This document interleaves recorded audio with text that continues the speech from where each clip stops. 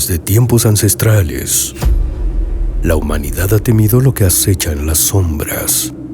Las figuras del vampiro han sido plasmadas en innumerables leyendas y mitos.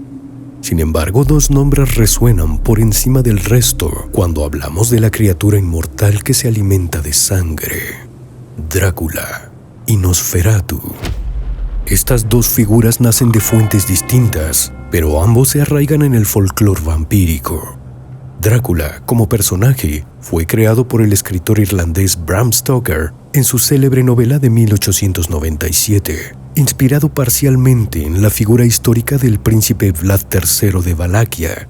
Stoker tejió un ser de poder inigualable, rodeado de un halo de aristocracia y misterio. Drácula, en la novela, es un hombre transilvano con poderes sobrehumanos, capaz de seducir a sus víctimas y controlar a sus adversarios con inteligencia y astucia. Él no es solo un depredador, sino un maestro del engaño, una figura que combina lo intelectual con lo monstruoso. Por otro lado, Nosferatu es una interpretación diferente a la figura vampírica.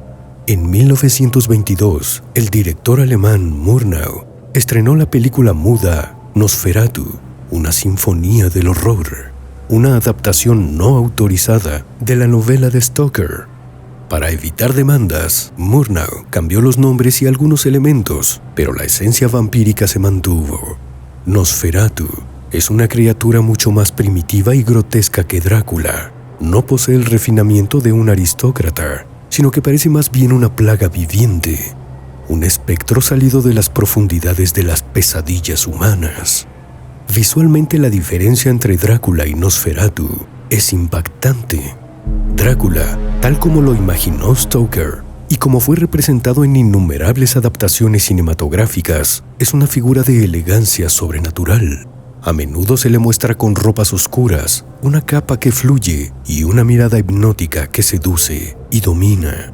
Es el vampiro arquetípico, carismático, calculador, dueño de su entorno.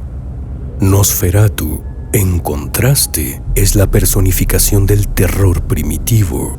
Su apariencia es perturbadora, una figura encorvada, con orejas puntiagudas, dientes afilados y una piel cadavérica. En lugar de atraer a sus víctimas, Nosferatu las atemoriza con su sola presencia. La representación visual de este personaje refuerza su naturaleza parasitaria, casi animal. No hay rastro de humanidad en él, ni del refinamiento que caracteriza a Drácula. Mientras que el conde transilvano puede mezclarse entre los humanos, Nosferatu es una criatura condenada a vivir en las sombras. En cuanto a sus habilidades, ambos vampiros poseen poderes que los hacen formidables, pero sus enfoques son distintos. Drácula es un ser de múltiples talentos. En la obra original de Stoker, se le describe como capaz de transformarse en murciélago, lobo o niebla, controlando el clima y las mentes de sus víctimas. Es un estratega, un maestro de la manipulación. Sus poderes no solo le permiten sobrevivir, sino dominar a los mortales que se cruzan en su camino. Su fuerza radica en su habilidad para jugar con las emociones y percepciones de los demás, y esto le da una ventaja que va más allá de su naturaleza vampírica. Por su parte, Nosferatu es una fuerza de destrucción pura. En la película, no se le han otorgado poderes sofisticados como los de Drácula, pero su sola presencia es mortal. Nosferatu trae consigo la muerte y la enfermedad. A diferencia de Drácula, que juega con sus presas, Nosferatu las arrastra rápidamente hacia su inevitable final. Sus poderes parecen más elementales, pero no por ello menos efectivos. Su debilidad, como la de Drácula, es la luz solar, aunque en su caso, el contacto con ella resulta en una destrucción instantánea y total. Aunque ambos vampiros representan diferentes miedos y ansiedades, Drácula simboliza el miedo a lo desconocido disfrazado de familiaridad.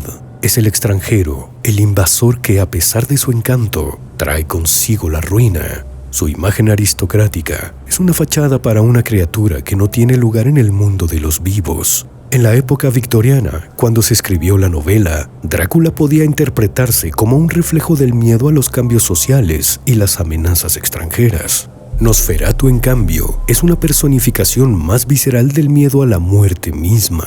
Su apariencia cadavérica y sus movimientos extraños lo convierten en una figura de pesadilla que recuerda al espectador la fragilidad de la vida.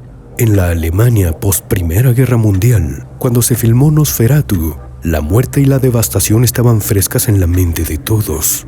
Nosferatu es más que un simple depredador. Es la muerte personificada, una plaga que no se puede detener ni razonar.